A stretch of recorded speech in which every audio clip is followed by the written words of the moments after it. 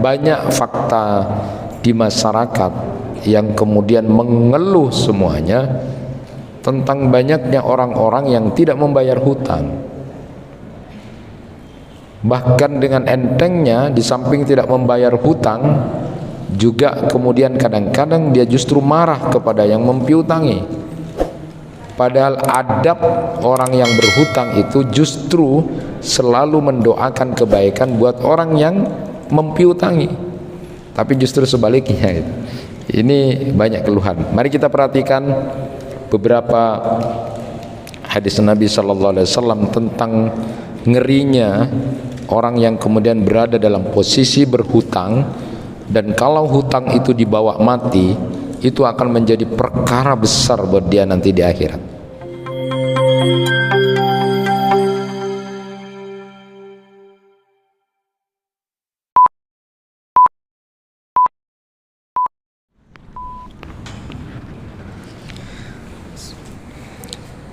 Assalamualaikum warahmatullahi wabarakatuh.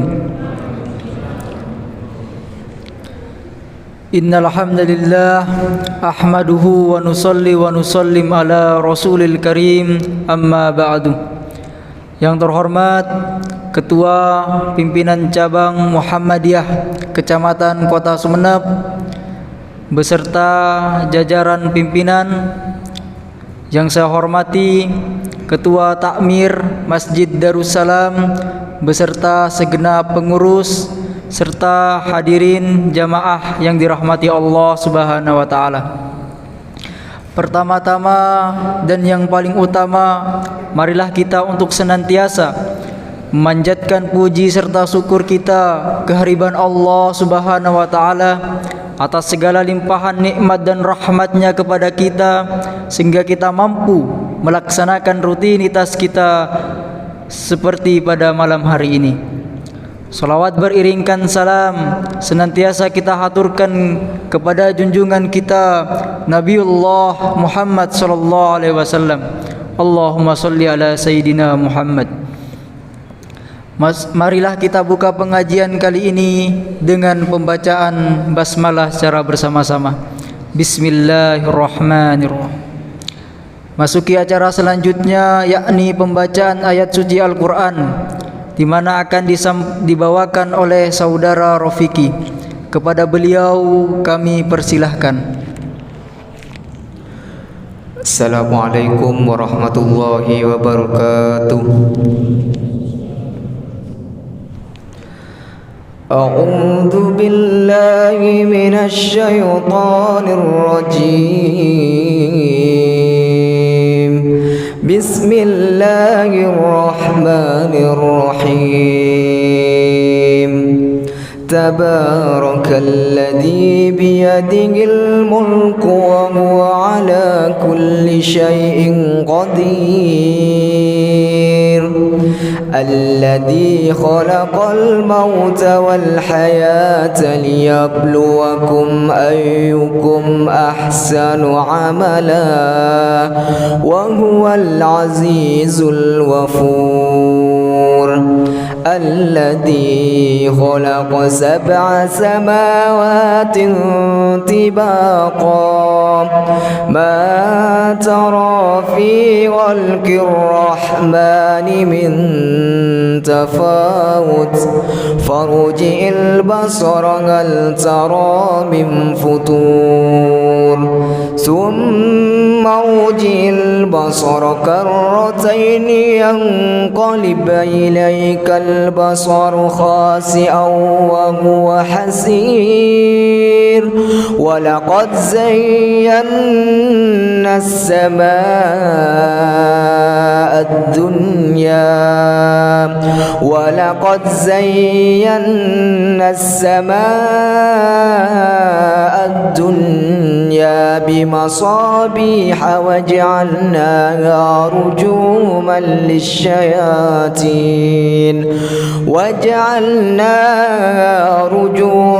للشياطين وأعتدنا لهم عذاب السعير صدق الله العظيم. السلام عليكم ورحمة الله وبركاته. Sadaqallahul adzim, sadaqallahu rasul karim. Semoga baik yang membaca dan mendengarkan sama-sama mendapatkan pahala di sisi Allah Subhanahu wa taala. Masuki acara selanjutnya, penyampaian materi, di mana materi kali ini akan disampaikan oleh yang terhormat Al-Ustadz Ahmad Huzaifah Esos MHI. Kepada beliau waktu dan tempat kami persilahkan. Assalamualaikum warahmatullahi wabarakatuh. Alhamdulillahilladzi hadana lihada wa ma kunna linahtadiya laula an hadana Allah. Asyhadu an la ilaha illallah wahdahu la syarikalah wa asyhadu anna Muhammadan abduhu wa rasuluh. Allahumma salli ala Muhammad wa ala ali Muhammad kama sallaita ala Ibrahim wa ala ali Ibrahim innaka Hamidum Majid. Allahumma barik ala Muhammad wa ala ali Muhammad kama barakta ala Ibrahim wa ala ali Ibrahim innaka Hamidum Majid. Rabbi shrah li sadri wa yassir li amri wahlul 'uqdatam min lisani yafqahu qawli. Amma ba'du. Bapak-bapak, ibu-ibu dan saudara-saudara, keluarga besar Perserikatan Muhammadiyah yang dirahmati Allah, di antara karunia yang diberikan Allah kepada Nabi kita Nabi Muhammad sallallahu alaihi wasallam, dan itu tidak diberikan kepada nabi-nabi yang lain, yang Rasulullah sendiri bilang ada 6 keutamaan yang diberikan Allah kepadaku, kata Rasulullah. Satu di antaranya, di antara 6 yang diberikan itu adalah Rasulullah diberi kemampuan jawami'ul kalim. Jadi kalau Imam Al-Munawi itu dalam Faidul Qadirnya menyebut Rasulullah itu punya kemampuan berbicara, menyampaikan sesuatu ringkas, jelas, padat. Itu namanya jawami'ul kalim, dan itu tidak diberikan pada nabi dan rasul yang lain. Jadi misalnya ketika Rasulullah sallallahu alaihi wasallam bersabda innamal a'malu binniyat wa innamal likulli imri'in ma nawa, itu katanya Imam Syafi'i hadal hadis sulusul ilm wa yadkhulu fi sab'ina baban minal fiqh. Jadi kalimat itu saja, innamal a'malu binniyat, itu ringkas, singkat, padat, jelas, tidak susah untuk dipahami. Dan ini saja kata Imam Syafi'i, apa yang disabdakan Nabi yang sedikit ini sudah sepertiga ilmu, dan itu sudah masuk 70 bab tentang fikih apapun itu masalah niat itu. Nah, inilah contoh Rasulullah itu punya jawamil kalim itu. Kalimat-kalimat ringkas, padat, jelas itu tidak hanya ada pada nas-nas hadis yang disabdakan Nabi sallallahu alaihi wasallam, tetapi juga termasuk juga kisah-kisah atau cerita-cerita pendek yang disampaikan oleh Rasulullah SAW. Itu ternyata banyak memberikan pembelajaran penting kepada kita. Saatnya malam ini kita akan bahas berkaitan tentang hutang piutang dalam perspektif teologis itu. Nah, saya ingin menyampaikan, memulai hadis Nabi sallallahu alaihi wasallam. An Abi Hurairah radhiyallahu an, qala Rasulullah sallallahu alaihi wasallam, inna rajulan lam ya'mal khairan qat wa kana yudayinun nas fayaqulu li rasulih khud ma yasura watruk ma asura wa tajawaz la'allallaha yatawajaz anna. Dari Abu Hurairah radhiyallahu an, Nabi sallallahu alaihi wasallam bersabda, ada seorang laki-laki yang belum pernah melakukan perbuatan amal kebaikan sama sekali. Jadi dia hanya melakukan yang wajib saja. Dia hampir dikategorikan orang yang tidak pernah berbuat amal soleh. Tetapi orang ini suka memberikan hutangan, mempiutangi orang yang butuh-butuh pinjaman itu. Dia kasih hutang, tapi bukan rentenir. Jadi ini bukan rentenir. Justru dalam hadis ini dikisahkan singkat, tapi dia suka memberikan hutangan pada orang yang butuh itu.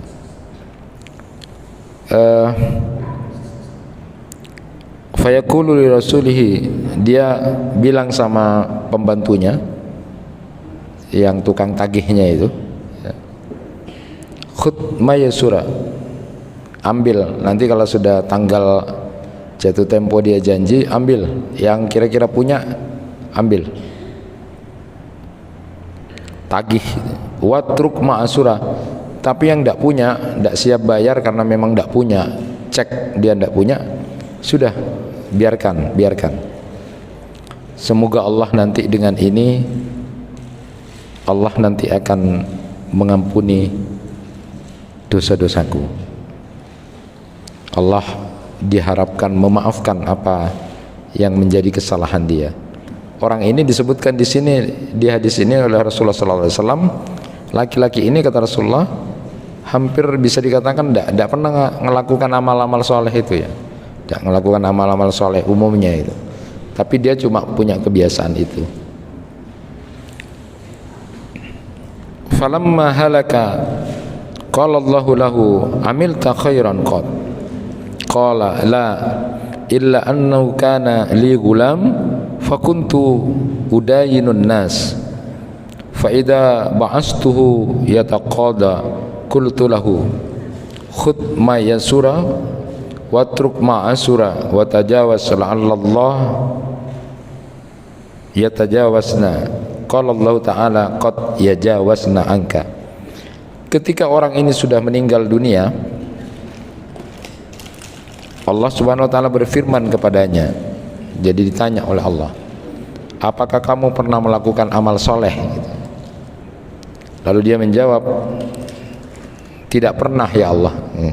Jadi jujur ini orang. Kamu punya amal soleh? Tidak pernah ya Allah. Iya, orang ini jujur. Cuma aku, kata orang ini, cuma aku punya pembantu, yang pembantuku itu sering ketika aku utus untuk meminta, menagih uang orang-orang yang berhutang kepadaku, aku mengatakan, berpesan padanya, ambil, tagih uangnya yang punya, yang tidak punya sudah tinggalkan, biarkan saja. Semoga Allah mengampuni aku, itu yang diharapkan aku ya Allah. Lalu kemudian Allah berfirman, kami telah memaafkanmu, kami telah mengampunimu. Bapak dan Ibu jamaah yang dirahmati Allah, ini dari perspektif hadis ini memberikan gambaran tentang betapa mulianya orang yang kemudian membebaskan hutang kepada orang yang memang betul-betul kesulitan untuk tidak bisa membayar ya. Walaupun faktanya benih sulit Ustaz, lakar tak majar itu. Tapi secara umum ini hadis memberikan gambaran bahwa Allah akan memaafkan orang yang seperti ini. Padahal dia disebutkan dalam hadis ini tidak banyak melakukan amal-amal saleh yang lain, tapi dia memberikan keringanan itu. yang sesuai dengan hadis Nabi, rahimallahu rajulan samhan idza ba'a wa idza ishtara wa idza iqtada. Semoga Allah merahmati orang yang kemudian toleran, memberikan kelunakan ketika dia menjual, ketika dia membeli, dan ketika dia menagih hutang. Kita juga ingat bagaimana hadis Nabi SAW, man naffasa am mu'min kurbatan min kurabid dunya naffasallahu anhu kurbatan min kurabi yaumil qiyamah wa may yassara ala mu'sirin yassarallahu alaihi fid dunya wal akhirah. Siapa orang yang melepaskan satu kesulitan saudaranya, saudara mukmin yang lain, maka nanti Allah akan lepaskan kesulitannya di hari kiamat. Jadi di saat banyak kesulitan-kesulitan yang akan dihadapi hamba-hamba Allah, dari saking dahsyatnya hari akhirat itu, maka nanti Allah ketika orang ini rajin memberikan kemudahan kepada saudara-saudara muslim yang lain, saudara-saudara mukmin yang lain dengan kemudahan-kemudahannya, Allah akan mudahkan urusannya dia. Allah akan berikan pembebasan dari kesulitannya nanti pada saat hari kiamat. Nah, ini adalah bagian-bagian penting yang harus kita sama-sama ketahui dan maklumi. Satu sisi memberikan gambaran betapa luar biasanya amalan seseorang ketika membebaskan itu. Orang ini pun sampai diampuni oleh Allah, dimaafkan padahal dia tidak punya amalan-amalan soleh yang secara umum itu bisa kita lihat. Itulah kenapa kemudian kita dilarang untuk membuli, dilarang untuk mencela, dilarang untuk merendahkan orang. Dan ketika orang meninggal dunia, tidak boleh kita memberikan predikat omonria la swarga ya, omonria neraka, tidak boleh. Itu dilarang sekali. Rasulullah tidak suka begitu. Jadi kita cuma disuruh untuk berdoa, mudah-mudahan Allah Subhanahu Wa Taala mengampuni dosanya, lalu kemudian memberikan rahmat, menerima amal soleh yang dia lakukan. Jadi kita tidak boleh menjudge orang itu surga neraka. Contohnya gambaran ini, karena rahmat Allah itu luar biasa, luas sekali rahmat Allah itu. Maka dalam hadis pun orang yang kemudian hanya sekedar dia kemudian imatatul ada anit thariq, ketika dia kemudian hanya membuang sesuatu yang tidak baik di jalan, akan membuat jalannya orang ini bisa masuk surga gara-gara itu saja. Dan kalau dilihat kenapa orang-orang beramal seperti ini, amal-amal yang biasa dan kecil itu kemudian bisa membuat dia ke surga, sesungguhnya menjadi sebuah dorongan kepada kita bahwa tingkat keikhlasan orang melakukan amal itu begitu sangat tinggi. Jadi siapa yang kemudian mau minta alam, gak ada orang minta alam, buang duri di jalan, buang batu, tidak ada orang, tidak ada itu alamannya. Jadi justru itu yang buat ke surga itu, daripada amalan-amalan lain yang kadang-kadang muncul ada ketidakikhlasan atau riya dalam kehidupannya. Nah, Bapak Ibu yang dirahmati Allah, itu dari satu sisi yang mempiutangi. Tetapi mari kita perhatikan banyak fakta di masyarakat yang kemudian mengeluh semuanya tentang banyaknya orang-orang yang tidak membayar hutang. Bahkan dengan entengnya, di samping tidak membayar hutang, juga kemudian kadang-kadang dia justru marah kepada yang mempiutangi. Padahal adab orang yang berhutang itu justru selalu mendoakan kebaikan buat orang yang mempiutangi. Tapi justru sebaliknya itu. Ini banyak keluhan. Mari kita perhatikan beberapa hadis Nabi SAW tentang ngerinya orang yang kemudian berada dalam posisi berhutang, dan kalau hutang itu dibawa mati, itu akan menjadi perkara besar buat dia nanti di akhirat. Makanya orang yang punya hutang itu jangan lupa harus mencatat. Bahkan biasanya ditaruh di bantalnya, bahasa sederhananya itu, catat itu punya hutang. Kenapa? Karena kalau Allah sewaktu-waktu mencabut nyawa kita, sewaktu-waktu Allah kemudian mengambil ruh kita itu, lalu kemudian yang bisa membayar itu adalah ahli waris. Perhatikan beberapa hadis Nabi SAW yang cukup menjadi pertimbangan buat kita. Riwayat dari Abu Hurairah radhiyallahu an dari Nabi sallallahu alaihi wasallam bersabda, nafsul mu'min mu'allaqatun bidainihi hatta yugda anhu. Ruh seorang mukmin itu tergantung kepada hutangnya hingga dibayarkan hutangnya. Itu hadis riwayat Ahmad, At-Tirmizi dan Ibnu Majah. Jadi di dalam Syarah Riyadhus Shalihin itu disebutkan bahwa yang dimaksud ruh itu tergantung kepada hutangnya, itu yang harus dibayarkan itu maknanya adalah jika manusia itu ketika di dalam kubur itu nanti tergantung hutang atas dirinya, seakan-akan merasa sakit karena menunda penyelesaian hutangnya. Jadi di Riyadhus Shalihin itu sarahnya Syekh Utsaimin itu beliau menyebut ini orang di kuburan itu sakit ya, kalau belum lunas sakit, tidak ada kegembiraan, tidak lapang, tidak nikmat ya, ketika berada di alam barzah itu.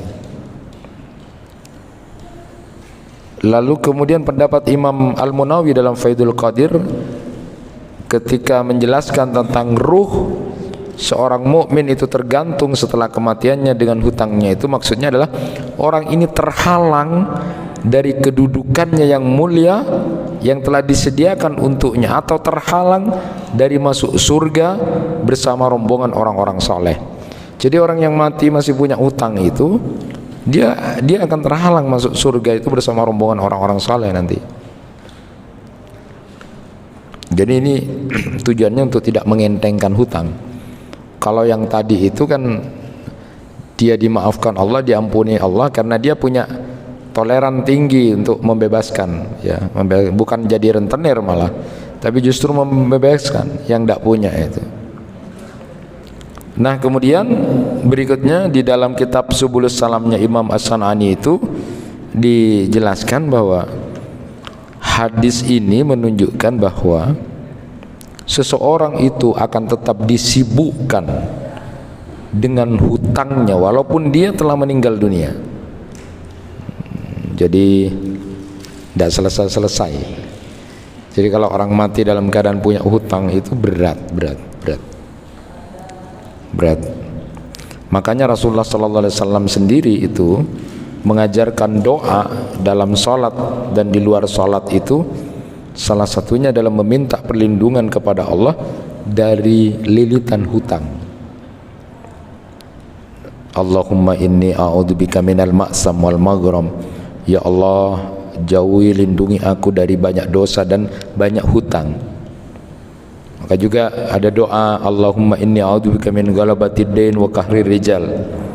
Ketika ada seorang yang bertanya kepada Rasulullah sallallahu alaihi wasallam, mengapa engkau sering berdoa berlindung kepada Allah dari hutang ya Rasulullah?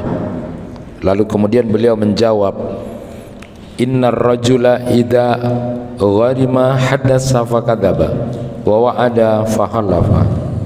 Sesungguhnya orang yang kalau suka terlilit hutang itu, kalau dia berbicara pasti bulet itu, pasti bohong, dan bila berjanji dia akan mengingkari, dan itu adalah ciri-ciri orang munafik. Orang mukmin tidak begitu.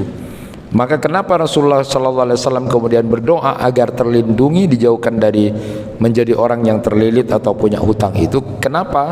Karena kata Rasulullah SAW, orang biasanya kalau terlilit hutang, maka dia kalau berbicara bulat, dusta sudah, bodoh gitu kan. Dan dia ketika berjanji dia tidak akan tepati.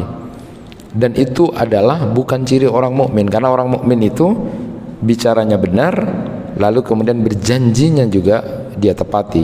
Sedangkan ketika orang ini dililit hutang, ada saja yang kemudian membuat dia berdusta dalam bicaranya, dan kemudian dia juga menjadi orang yang tidak menepati janjinya.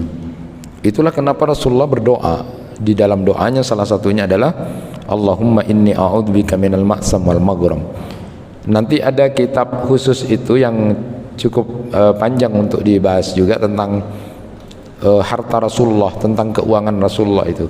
Jadi bagaimana Rasulullah itu memanajemen keuangan itu memang luar biasa kitab itu. Jadi yang selama ini kita tahu kan Rasulullah itu orangnya sederhana, tidak banyak, miskin dan sebagainya.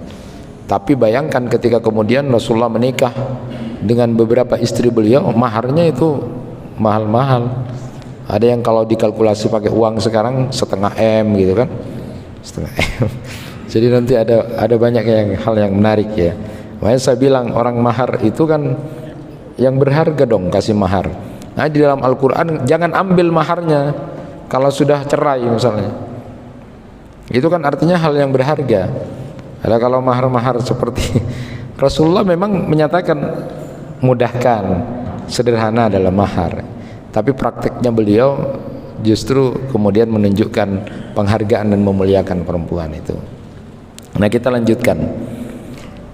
Rasulullah sallallahu alaihi wasallam itu menurut riwayat Muhammad bin Jahsi itu pernah suatu saat ada dalam satu penguburan jenazah itu. Ketika ada dalam satu komplek penguburan, ada penguburan jenazah, tiba-tiba Rasulullah kemudian melihat ke langit, lalu kemudian begini Rasulullah, lalu mengatakan subhanallah madza nuzila minat tasydid. Beliau kemudian pegang dahinya sambil melihat ke langit, lalu kemudian mengatakan subhanallah, betapa beratnya ancaman yang diturunkan, berat sekali yang ancaman yang diturunkan. Nah sahabat pada waktu itu ketika melihat Rasulullah pegang dahinya lalu mengucapkan betapa beratnya ancaman yang diturunkan ini, sahabat tidak tanya, cuma ngelihat aja. Baru sahabat itu besoknya bertanya kepada Rasulullah sallallahu alaihi wasallam. Beliau ditanya, ya Rasulullah, ma hadat tasydid alladzi nuzila. Wahai Rasulullah, ancaman berat apa yang engkau terima sampai mengatakan kemarin itu sampai begitu beratnya dilihat? Maka lalu kemudian beliau menjawab, walladzi nafsi biyadihi law anna rajulan kutila fi sabilillah summa uhyiya summa kutila wa alaihi dainun ma dakhalal jannah hatta yudda anhu dainu. Demi Allah yang jiwaku berada di tangannya, seandainya seorang laki-laki terbunuh fisabilillah kemudian dihidupkan lagi, kembali terbunuh lagi, kemudian dihidupkan kembali, kemudian terbunuh, ini adalah amal utama loh. Syahid itu, jihad itu amalan utama. Apalagi sampai diulangi oleh Rasulullah, orang ini hidup lagi, diberi kesempatan hidup lagi untuk berjihad, mati lagi, dan itu amalan utama. Sampai 3 kali orang ini diberi hidup lagi, mati lagi, pahalanya besar itu. Tapi kemudian Rasulullah, sementara dia punya hutang, maka dia tidak akan masuk surga hingga dia melunasi hutangnya. Kita tidak bisa bayangkan jihad itu amal utama udah. Dan ini berulang, dia diberi kesempatan hidup lagi, jihad, mati lagi. Itu pahalanya kan lebih banyak lagi. Karena dalam satu riwayat itu disebutkan ketika Allah bertanya kepada orang-orang yang sudah ada di surga itu, orang-orang yang mati syahid itu ditanya, apa yang kamu inginkan? Ingin hidup lagi, mati lagi seperti di bumi. Karena tahu nikmatnya pahala yang diberikan Allah kepada orang yang mati syahid ini. Begitu menikmati surga yang luar biasa, mereka lalu tahu kalau begitu ya Allah, hidupkan aku lagi di dunia, nanti aku berjihad lagi, hidupkan lagi berjihad. Nah ini orang ini digambarkan oleh Rasulullah, ini sampai 3 kali orang yang diberi kesempatan begini, tapi toh dia ternyata masih punya utang walaupun dia berjihad 3 kali, yang amalan itu adalah amal utama, maka dia tidak akan masuk surga hingga dia bisa melunasi hutangnya. Dan selaras dengan hadis ini dari Abdullah bin Amr bin As radhiyallahu an, bahwa Rasulullah sallallahu alaihi wasallam bersabda, yughfaru lisyahid kullu dhanbin illa dain. Orang yang mati syahid itu diampuni seluruh dosanya kecuali hutang. Kecuali hutangnya. Sebagaimana kita pahami bahwa jihad dan mati di jalan Allah itu adalah utama. Ada lagi dari riwayat Sauban radhiyallahu an, Rasulullah sallallahu alaihi wasallam bersabda, "Man faraqar ruh al-jasad wa huwa bari'um min salasin al-kibru wal gulul wad daini dakhala al-jannah." Apabila ruh telah berpisah dari jasad, artinya ketika ada orang mati, sedangkan orang yang mati ini terbebas dari perkara sombong, lalu menipu atau gulul atau korup, dan dia terbebas dari hutang, niscaya dia masuk surga. Jadi orang kalau mati dan dia tidak tergolong orang-orang yang kibr, sombong, dalam hadis itu disebutkan la yatulul jannah man kana fi qalbihi min kibr, zarratin min kibr, tidak akan masuk surga orang yang walaupun ada kesombongan sedikit di dalam hatinya untuk masuk surga. Jadi orang ini terbebas dari kesombongan. Jadi logika kita, orang masuk surga itu orangnya santai, tenang, dia tidak pernah sombong dalam hidup itu. Hanya di dalam ayat Al-Quran itu disebutkan tilkad darul akhirah naj'aluha lil ladina la yuriduna uluwan fil ardi wala fasada. Negeri akhirat itu kami peruntukkan buat orang-orang yang tidak punya tinggi hati ketika di dunia, dan dia tidak melakukan kerusakan selama di dunia. Jadi negeri akhirat itu hanya diperuntukkan untuk orang-orang yang tidak pernah sombong, tidak pernah punya perasaan tinggi, waku, dan dia juga tidak melakukan kerusakan, ya. Dia tidak melakukan kerusakan dimanapun saja, dia tidak melakukan kerusakan di komunitas ini, di tempat ini, dia tidak melakukan kerusakan. Tapi kalau suka dia yang provokator, yang merusak, wah orang kayak gini nih, ini bukan negeri akhirat, bukan untuk orang-orang yang seperti itu. Orang yang mati, dia terbebas dari kesombongan, dia terbebas dari menipu, curang atau korup, dan dia tidak punya hutang, dia dipastikan masuk surga. Dalam konteks dia adalah orang muslim, orang mukmin yang baik. Dan hebatnya lagi, ada kisah dari Jabir radhiyallahu an, diriwayatkan bahwa Rasulullah sallallahu alaihi wasallam sampai tidak mau mensolatkan jenazah yang masih mempunyai hutang. Dan satu riwayat itu Rasulullah sallallahu alaihi wasallam mau mensolatkan jenazah, ditanya, dia punya hutang? Ya kalau kita enggak lah mungkin. Kalau pas saya jadi imam, ini kapan di otang, bahaya. Jadi Rasulullah itu sampai enggan mensolatkan orang yang punya hutang itu. Rasulullah tidak mau, suruh yang lain aja maju gitu. Lalu karena pada waktu itu Abu Qatadah itu yang menjamin, ya Rasulullah, saya yang menjamin hutangnya dia memang punya hutang tapi saya jamin. Apa yang terjadi? Rasulullah mau. Setelah itu besoknya itu ditanya oleh Rasulullah sallallahu alaihi wasallam, wes kamu bayar itu hutangnya? Baru ya Rasulullah, baru dibayar. Jadi setelah 2 hari itu baru dibayar ya Rasulullah. Lalu Rasulullah menyatakan, al-an baradat alaihi jilduhu, sekarang baru mayit itu dingin, sudah sekarang sudah tenang, nyaman. Jadi ketika tidak dibayar hutangnya itu tidak enak. Sekarang baru dingin dia kulitnya, artinya semacam gambaran wes sekarang baru tenang itu. Kalau sudah dibayar gitu sudah tenang. Sehingga hutang ini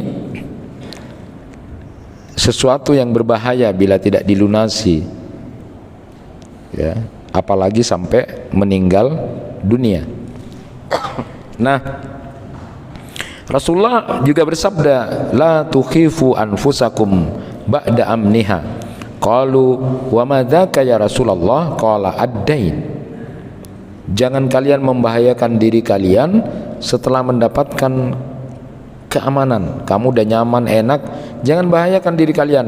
Mereka bertanya, apa itu yang membahayakan ya Rasulullah? Hutang. Di akhirat pun nanti, apabila ada seorang yang meninggal dunia sedangkan dia masih memiliki tanggungan hutang, tidak ada yang melunasi, maka kebaikan-kebaikan dia yang akan menjadi bayarannya. Kenapa? Karena di akhirat itu sudah tidak ada lagi uang, tidak ada lagi dirham, tidak ada lagi dinar. Mamata wa alaihi dainun falaysa dinar wala dirham walakinna alhasanatu wassayiat. Rawahu Ahmad. Jadi nanti untuk membayar hutang itu di sana itu adalah kebaikan-kebaikannya, pahala-pahala itu.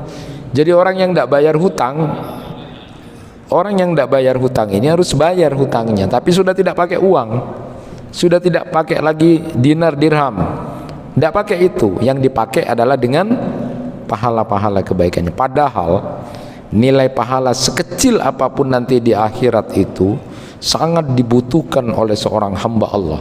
Bahkan dalam riwayat itu disebutkan di tafsirnya Ibnu Katsir itu, pada saat di mizan ditimbang amalan itu, wes tinggal sedikit saja dia masuk surga, pokoknya dia dapat pahala sedikit lagi gitu, karena masih imbang, pahala sedikit. Suruh cari sama Allah, cari. Dia minta sama ibunya, ibu yang melahirkan aku, kasihanilah akunya. Ibunya juga bilang, aku juga takut lah gitu. Ke bapaknya juga begitu, ke saudara, tidak ada yang bisa nolong. Jadi sedikit. Jadi nilai pahala kebaikan itu, betapa ruginya orang yang kemudian nilai-nilai pahala dari kebaikan yang dia lakukan justru menjadi bayaran yang saat di akhirat itu justru dia butuh sekali banyak untuk bisa kemudian dia mendapatkan kebaikan itu. Nah, Bapak Ibu yang dirahmati Allah, tentu ini adalah sesuatu hal yang penting. Memang dalam kehidupan ini hutang piutang itu adalah perkara yang biasa. Artinya tutup lubang, gali lubang, itu biasa. Dan bahkan dalam fikih Islam ada kirot, ada ariyah, ada hiwalah. Itu kalau dipakai nanti tiga-tiganya itu juga kajiannya bagus. Jadi dalam fikih tentang hutang piutang, pinjam meminjam, pengalihan hutang dan sebagainya itu perlu untuk kita pelajari bersama. Tetapi yang penting mengakhiri kajian kita kali ini adalah pinjaman kepada Allah atau pinjaman itu ada yang baik, ada yang tidak. Pinjaman yang baik yang diistilahkan dalam Al-Quran itu dengan qardun hasan, dan pinjaman yang jelek itu adalah qardun ribawi. Jadi ada dua pinjaman yang baik. Yang pertama adalah pinjaman seorang hamba kepada Allah, pinjaman seorang hamba untuk Rabbnya. Jadi seperti infak, sedekah fisabilillah itu, man dzalladzi yuqridullaha qardan hasana, itu disebut dengan qardun hasanah. Pinjamanmu kepada Allah itu adalah qardun hasan.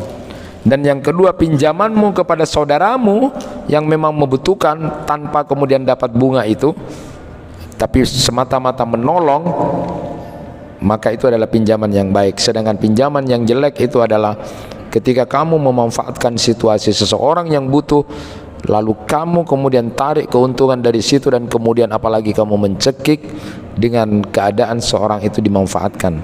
Itu adalah qardun ribawi. Maka Bapak dan Ibu yang dirahmati Allah, orang yang kebetulan diberikan rezeki oleh Allah untuk bisa mempiutangi, gunakan kesempatan sesuai dengan hadis Nabi itu. Orang yang betul-betul memang sulit untuk membayar dan ibu bapak tahu itu, lalu kemudian dibebaskan orang itu, tidak terlalu ditagih, terserah adanya, pahalanya besar, akan bisa memberikan ampunan dan maaf dari Allah. Tapi di sisi lain, buat orang yang berhutang, hati-hatilah, jangan kemudian mudah untuk berhutang kalau memang tidak penting dan perlu, karena kalau itu kemudian sampai dibawa mati akan berbahaya. Catatan penting tentang hutang itu, jangan sampai tidak ditulis. Jangan sampai tidak ditulis, karena nanti ahli waris yang akan membayar itu. Kenapa? Karena pengurusan jenazah itu, warisan dan sebagainya, baru selesai warisan itu diberikan saat sudah pengurusan jenazah, lalu pelunasan hutang dari yang meninggal, lalu kemudian melaksanakan wasiat-wasiatnya, baru lalu kemudian yang ketiga, yang keempat itu adalah masalah warisan.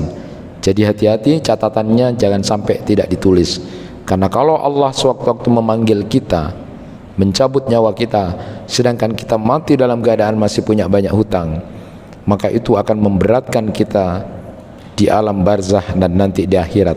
Jangankan kita orang yang tidak mati dalam syahid masih, karena tidak ada peperangan masih gitu, bagaimana Orang yang berperang saja oleh Rasulullah disebut 3 kali dia punya kesempatan, tapi dia gagal masuk ke surga sebelum melunasi hutangnya, dan itu adalah persoalan-persoalan pahala yang nanti akan dibayarkan. Kalau tidak bisa sampai selesai, maka bayangkan kebangkrutan orang ini ketika pahalanya dijadikan bayaran. Mudah-mudahan ini menjadi perhatian buat kita. Jadilah orang yang berhutang dengan baik, yaitu punya adab, berniat untuk membayar, memenuhi janji, kemudian mendoakan kebaikan pada orang yang mempiutangi, dan jadilah orang yang baik dalam mempiutangi, yaitu sikap baik dalam menagih hutang, memberi tempo, dan bahkan sewaktu-waktu kalau memang dia diberi rezeki oleh Allah untuk membebaskan. Mudah-mudahan urusan kita di dunia tentang masalah hutang tidak menjadi persoalan buat kita nanti di akhirat. Hati-hati dan marilah kita jaga. Mudah-mudahan sekali lagi Allah Subhanahu wa taala menjaga dan melindungi kita dari hal-hal yang membahayakan kehidupan akhirat kita. Itu yang bisa disampaikan. Mudah-mudahan bermanfaat. Nasrun minallah wa fathun qarib wa basyiril mu'minin. Wassalamualaikum warahmatullahi wabarakatuh.